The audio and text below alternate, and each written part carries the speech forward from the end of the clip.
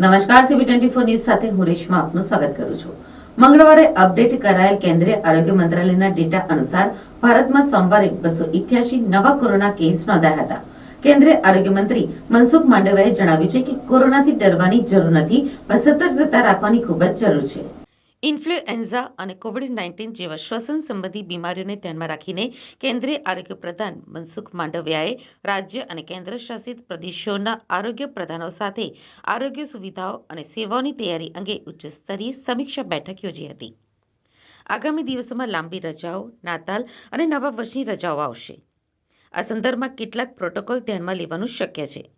WHOએ નવા વેરિયન્ટને variant of interest ગણાવ્યું છે, જેનો અર્થ એ છે કે તે ગંભીર થવાની સંભાવના ઓછી છે પરંતુ ફેલાઈ શકે છે. તેથી વ્યક્તિએ સાવચેત રહેવું જરૂરી છે. સ્વાસ્થ્ય મંત્રાલયની વેબસાઇટ અનુસાર આ રોગમાંથી સાજા થનારા લોકોની સંખ્યા વધીને 4,44,70,076 થઈ ગઈ છે અને રિકવરી દર 98.81% છે.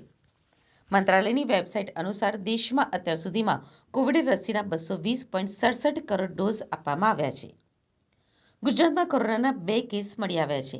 ગઈકાલે ગાંધીનગરમાં દક્ષિણ ભારતથી મુસાફરી કરીને આવેલા 2 લોકોમાં કોરોનાના લક્ષણ મળી આવ્યા છે. આ બંને લોકોને હાલ હોમ ક્વોરન્ટાઇન કરવામાં આવ્યા છે. જોકે જાન્યુઆરી મહિનામાં ગુજરાતમાં વાયબ્રન્ટ ગુજરાત યોજાવા જઈ રહ્યું છે. 30થી વધુ પાર્ટનર કન્ટ્રીઝ તેમાં ભાગ લેવાની છે. ત્યારે હવે ભારતમાં કોરોનાના કેસ આવ્યા બાદ અને ઇન્ફ્લુએન્ઝા કેસ સહિતના કેસમાં તંત્રની કેવા પ્રકારની તૈયારી છે તે અંગે બેઠકમાં ચર્ચા કરવામાં આવશે. કેન્દ્રીય આરોગ્ય પ્રધાન મનસુખ માંડવિયા તમામ રાજ્યો સાથે આજે વિડીયો કોન્ફરન્સના માધ્યમથી બેઠક કરશે. તેમાં તમામ રાજ્યના આરોગ્ય મંત્રી, સચિવ, મેડિકલ ઓફિસર હાજર રહેવાના છે. તેમાં મુખ્ય મુદ્દો વેન્ટિલેટર, દવાઓ, વેક્સિન અને ઓક્સિજનની વ્યવસ્થા સહિતની તૈયારીઓનો હશે. તો વિદેશથી આવતા લોકોની કોવિડ હિસ્ટ્રી કોરોના ટેસ્ટથી થઈ જ શકશે. આ તમામ બાબતની તૈયારીઓ ઉપર બેઠકમાં ભાર મૂકવામાં આવશે.